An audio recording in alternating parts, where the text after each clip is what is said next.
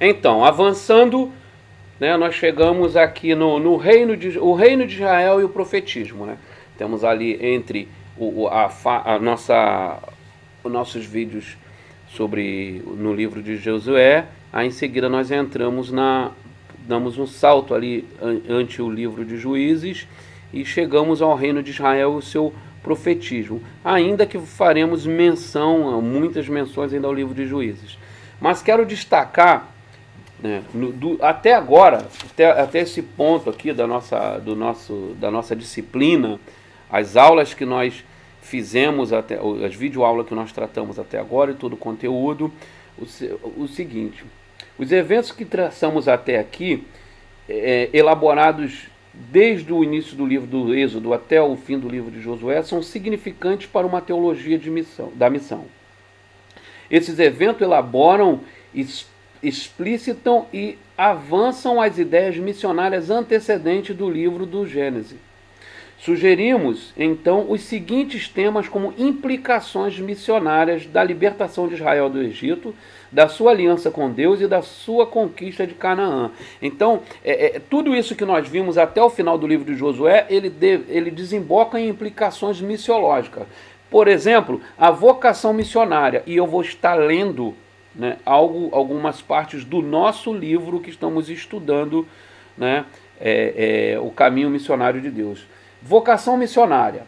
O chamamento de Moisés e de Israel ressalta que a tarefa missionária é de tal tamanho e complexidade que existe nada mais do que uma vocação de Deus.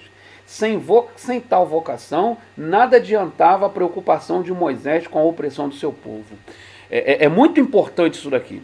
O serviço de Deus, em algumas ações específicas, ele é desempenhado por pessoas vocacionadas para tal, ainda que todo o povo de Deus coopere para o cumprimento da missão e esteja envolvido e devam se engajar em missões. Há algumas especificidades, algumas coisas que homens e mulheres são chamados por Deus para pôr a mão e levar adiante, levar a cabo esse propósito, essa vocação missionária, né, sem a qual não haverá o êxito da missão de Deus. A segunda implicação missiológica é a eleição de Deus para a missão, ou a escolha, está associada à vocação de Deus para a missão. Leiamos. Estou lendo a partir da página 77. A eleição de Israel não era resultado de nenhuma virtude própria que o povo possuía.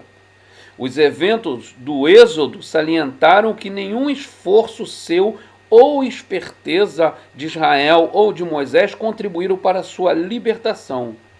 O povo escolhido de Deus deve depender somente de Deus para a sua tarefa no mundo. Como nós lemos lá no livro do Êxodo, né, capítulo 3, é sensacional. O Senhor fez de Israel seu povo e ponto final. Em outro momento o Senhor diz: não é porque vocês eram grandes coisas que eu os escolhi. Pelo contrário, vocês eram os menores entre as nações. Então a segunda implicação missionária é que a escolha de Deus para a missão. O fato de sermos escolhidos para essa missão deve nos colocar numa condição de total submissão ao Deus da missão. Porque Ele nos escolheu para ela. Então Ele nos capacita, Ele nos vocaciona, Ele nos dá a direção e um plano a seguir. Terceira implicação missiológica de tudo que vemos até aqui: a presença ativa de Deus na missão. Deus não é alguém que nós lembramos quando estamos fazendo missão. Deus é alguém, o ser totalmente outro pelo qual nós fazemos a missão. E por isso a palavra do John Piper, né, que para nós relermos aqui, que John Piper fala que o propósito da missão é Deus, não é o homem. Eu gosto muito dessa fala do John Piper, né? Então ele fala: as missões não são o alvo fundamental da igreja. A adoração é. As missões existem porque não há adoração. A adoração é fundamental, não as missões, porque Deus é essencial, não o homem. Quando esta era se encerrar e os incontáveis milhões de redimidos estiverem perante o trono de Deus, não haverá mais missões. Elas são uma necessidade temporária. a adoração, porém, permanece para sempre. O que Pipe diz é que a missão de Deus é para Deus. Então o objetivo da missão é para que todos os povos o adorem, como é o lema do movimento Perspectiva, né, que tem o Perspectiva Mundial e o Perspectiva Brasil. Até que todos o adorem. Então o alvo da missão é que Deus seja adorado. Então há o avanço, a necessidade missionária, porque Deus não é adorado ainda como ele pretende ser adorado por todos os povos, línguas e nações. Ao ser alcançado esse objetivo, encerra a missão, que é temporária, e para Deus e não para o homem. A missão tem como alvo Deus ser adorado. Então, ao findar a missão e todos estiverem adorando, permanece o mais importante, que é a adoração a Deus. Então, a terceira implicação missionária é a presença ativa de Deus na missão. A revelação do nome de Deus punha em relevo a presença ativa de Deus no meio do seu povo. Como Deus era ativo, ora evidente, ora obscuramente, na libertação do seu povo, permanecia ativo no seu meio para a realização do serviço missionário. O tabernáculo particularmente enfatizava a presença de Deus no seu povo, bem no meio do seu acampamento. Então, missão se faz em Deus e com Deus. Ponto.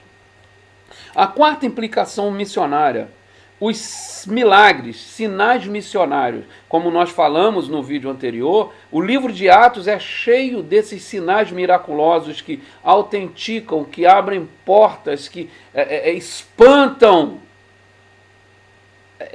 quando Deus é anunciado, né, quando Jesus é anunciado, quando o Evangelho é anunciado. E os sinais seguirão os que creem.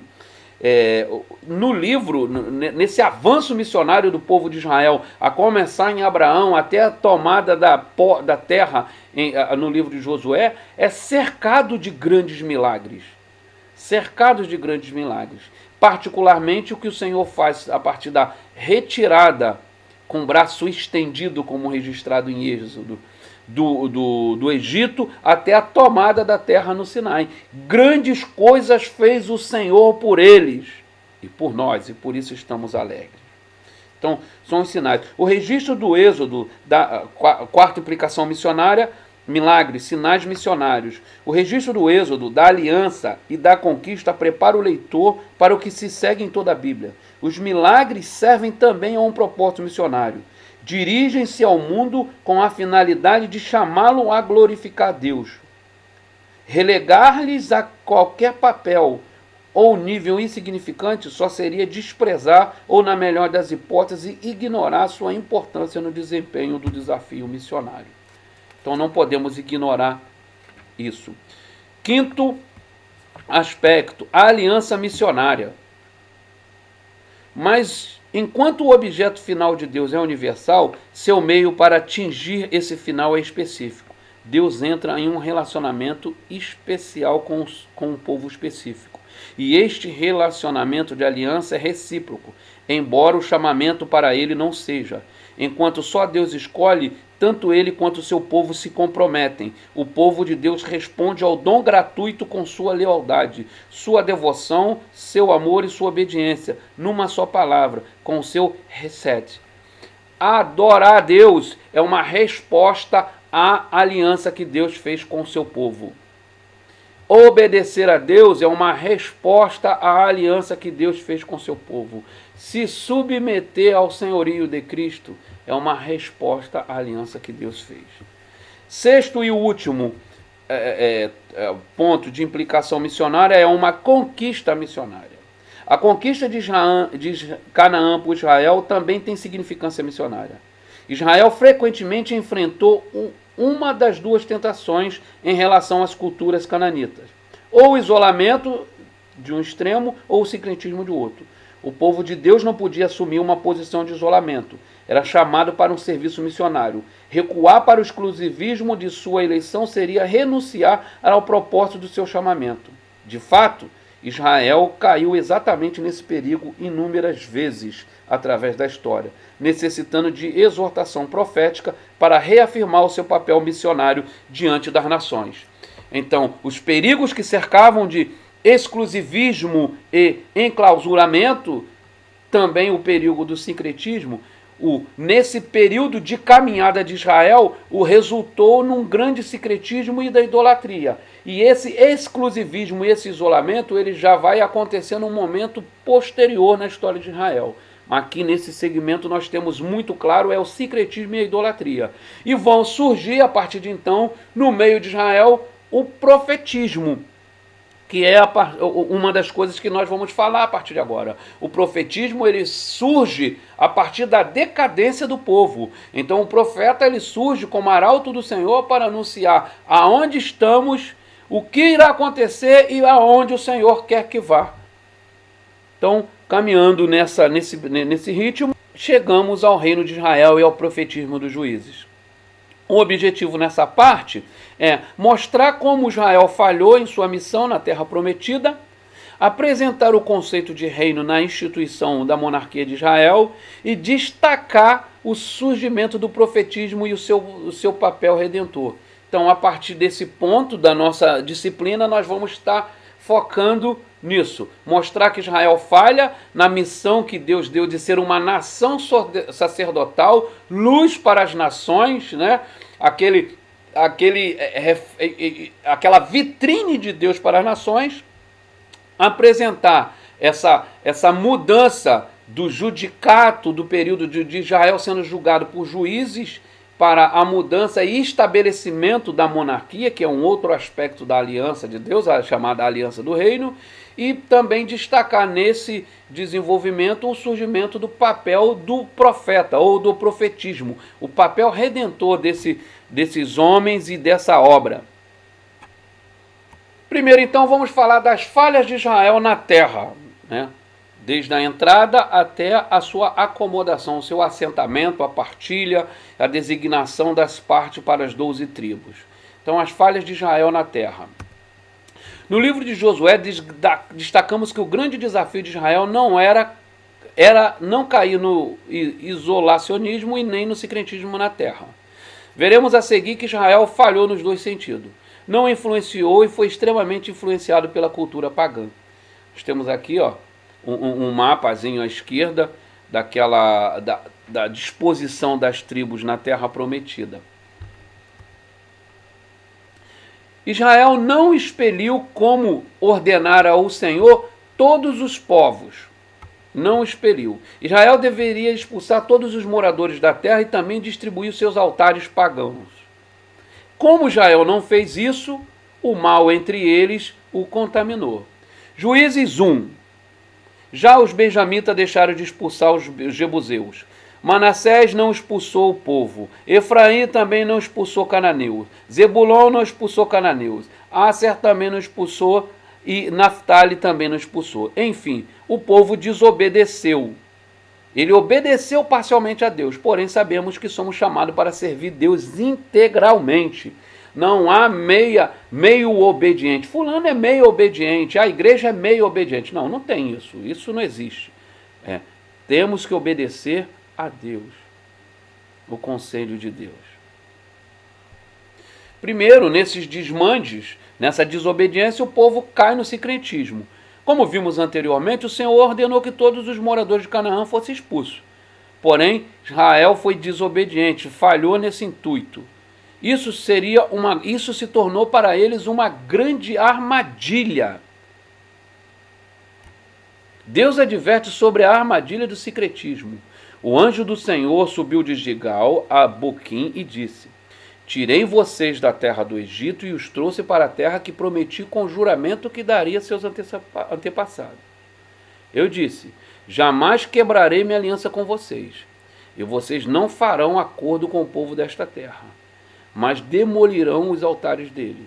Por que vocês não me obedeceram? Portanto, agora lhes digo que não os expulsarei da presença de vocês. Eles serão seus adversários, e os deuses deles serão uma armadilha para vocês. E que armadilha? E Israel caiu muitas vezes nessa armadilha. E o povo acaba seguindo o padrão de vida pagão. Então os israelitas fizeram o que o Senhor reprova e prestaram culto aos Baalins.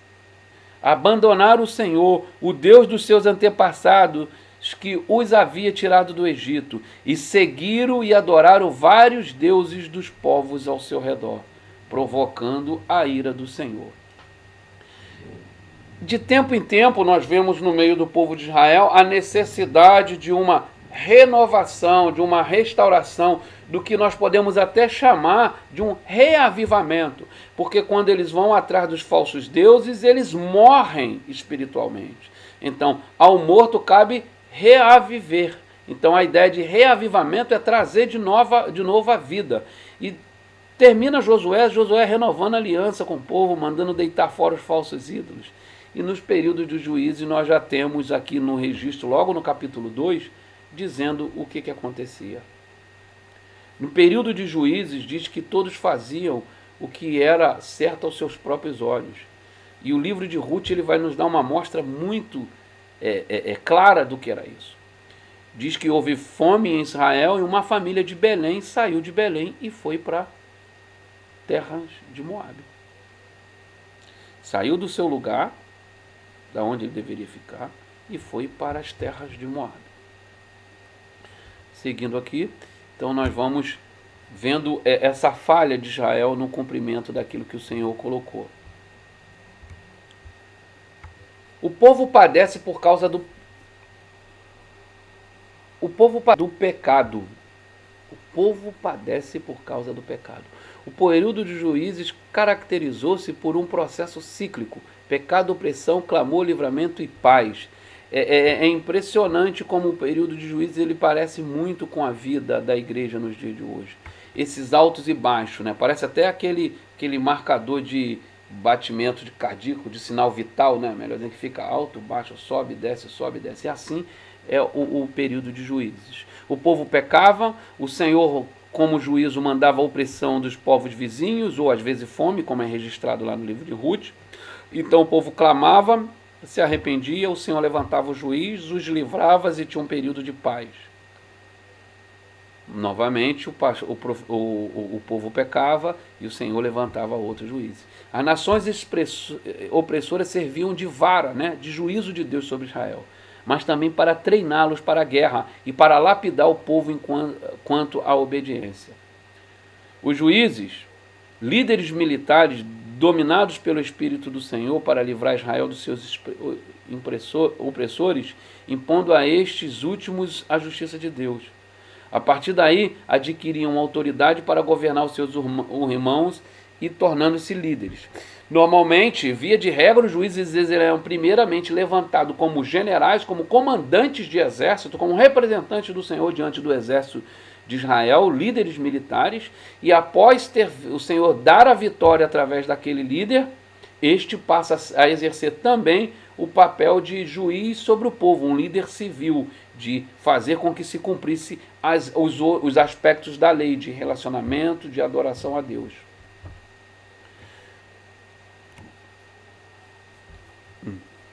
As falhas do povo registradas a partir do livro de Samuel. Saímos agora do período dos juízes, propriamente dito, ainda que Samuel, né, todos sabemos, ele era juiz, sacerdote e profeta. Então ele julgava Israel. E o povo quer imitar as nações. Deus chamou Israel para atrair as nações, e não o contrário. O povo deseja um rei como as demais nações vizinhas. Isto é bem ilustrado pela rejeição por Gideão de ser rei. Não domina rei sobre vós, nem tampouco meu filho dominará sobre vós. O Senhor vos dominará, Juízes 8. Há uma dificuldade, às vezes, do nosso entendimento, porque o livro de Deuteronômio, ele já nos apresenta, nos antecipa recomendações à conduta do rei quando fosse levantado. Mas a ideia quase que consensual nesse momento em Samuel em que o povo pede um rei é que não era o tempo estabelecido para o Senhor. Ainda que o Senhor não esteja sujeito às nossas mudanças de amor e de gostos. Mas o povo clama e pede um rei. Uma coisa que não pode passar despercebida na nossa leitura bíblica, que o povo usa um argumento muito válido para pedir sobre-se um rei. O povo diz que Samuel está velho, vai caminhar naturalmente para o caminho dos seus pais, e os filhos de Samuel, que já são juízes em algumas cidades, fazem o que é mal aos olhos do Senhor. Então o povo diz que não ia querer que os seus filhos dominassem sobre eles, que julgassem sobre eles, porque os filhos de Samuel eram de longe, nem de longe lembravam a justiça e retidão de Samuel. E é essa justiça e retidão que Samuel confronta diante do povo, o porquê do povo querer um rei. E o Senhor também, digamos assim, chega para lá em Samuel, dizendo: Samuel, eles não estão rejeitando você. Você é só um representante. A aliança é comigo. O governo é meu. Você é só um representante. É a mim que eles estão rejeitando. Segunda falha, aí o ponto 2, o povo rejeita o governo de Deus. Deus chama a atenção de Samuel que os israelitas estão rejeitando o governo de Deus. 1 Samuel 8, do 1. Os juízes possuíam uma autoridade carismática que representava bem a teocracia de Israel. Yahvé era o seu único rei, que reinava sobre os povos através de seu representante designado. Porém, a ameaça filisteia e a ineficiência dos filhos de Samuel forçaram um Israel angustiado e desesperado a introduzir a monarquia. A gente já falou sobre isso.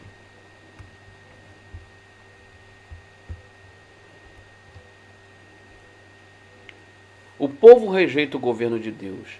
Em si, a instituição não era essencial à salvação de Israel. Leia 1 Samuel 8 ao 12, especialmente 1 Samuel 12, versos 15 e 25. Vamos ler 1 Samuel 15 e 25, que é o texto menor, para nos trazer luz sobre o que estamos falando.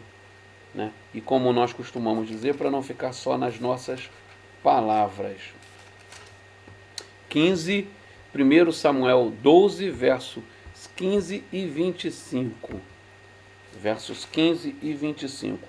Diz assim a palavra do Senhor, verso 15: Se porém vocês me derem ouvidos à voz do Senhor, se porém vocês não derem ouvidos à voz do Senhor, mas forem rebeldes ao seu mandado, a mão do Senhor será contra vocês, como foi contra o pai de vocês. Verso 25 agora. Se porém continuarem a fazer o mal, perecerão tanto vocês como o seu rei. Então, a instituição de uma monarquia, ela não era essencial à salvação de Israel. Era até vista como um ato de apostasia do reino verdadeiro de Yahvé para uma imitação falsa e ilegítima dos reis pagãos. Por outro lado, no Antigo Testamento, essa perspectiva bastante negativa da ideologia da monarquia é contrabalanceada por uma perspectiva positiva do reino como designação divina para o bem do povo. Era seu dever governar Israel com justiça, proteger os fracos e dirigir o povo para a verdadeira adoração a Deus. Então, a instituição de um reino e de uma monarquia, ela é purificada, e santificada quando submissa à lei e à vontade do Senhor. Então nós temos o rei Saul, nesse sentido, que representa a vontade do povo, e portanto uma perspectiva negativa de apostasia, e temos por outro lado o contraponto, que é a dinastia davídica, ou monarquia davídica, que representa a vontade de Deus e a perspectiva do reino de Deus, que é um reino onde o rei governa com justiça para proteger o fraco e dirigir o povo à verdadeira adoração. É importante destacar neste ponto, como já é no livro dos Juízes, a questão de representatividade, que às vezes passa batido dentro das nossas doutrinas e teologias, e que compromete o entendimento de alguns textos, da interpretação de alguns textos. Então nós temos a começar em Adão o que nós chamamos de representante federal. Então Adão é nosso representante federal na desobediência. Em Adão todos desobedeceram, ainda que não tenham incorrido no caminho de Adão, seu pai. E nós vemos o contraponto que Paulo faz e o segundo Adão, que está registrado em Romanos. Jesus, o segundo Adão, nosso representante federal na obediência. Pela obediência dele, nós somos considerados justos quando colocamos a nossa fé na sua obra. Então, esse conceito de representação, ele vem desde o Antigo Testamento. E nós vemos o juiz, nós vemos na monarquia, quando a gente lê os livros dos juízes, isso fica muito claro. Que quando o rei é um rei que obedece ao Senhor, que busca satisfazer o Senhor, que conduz o povo de maneira justa e direciona para a adoração a Deus, o reino vai bem, todo o povo é visto como obediente a Deus. Da mesma maneira, quando tem um rei ímpio, pecador, o povo é julgado como se todo o povo fosse pecador. Porque o rei é o representante na obediência e ele é o representante na desobediência. E é muito importante a gente ter isso. Porque quando nós vamos ler no Novo Testamento, por exemplo, e converteu-se fulano e a sua casa. Não necessariamente quer dizer que toda aquela casa era de crente. Mas aquela casa passa a ser vista como uma casa cristã porque o seu representante, que é naquela cultura, o chefe de família era o representante de tudo na família. Então a religião do chefe de família era a religião da casa. É isso que Josué diz: eu vou seguir o Senhor, eu e minha casa vou seguir o Senhor. Não quer dizer que todos os filhos, toda a família de Josué, todos os servos, todos aqueles que estavam sob a sua obediência, sobre as suas ordens, eram tementes a Deus. Mas a sua casa era reconhecida pela sua fé. Não necessariamente da casa, mas a fé do líder da casa, o representante.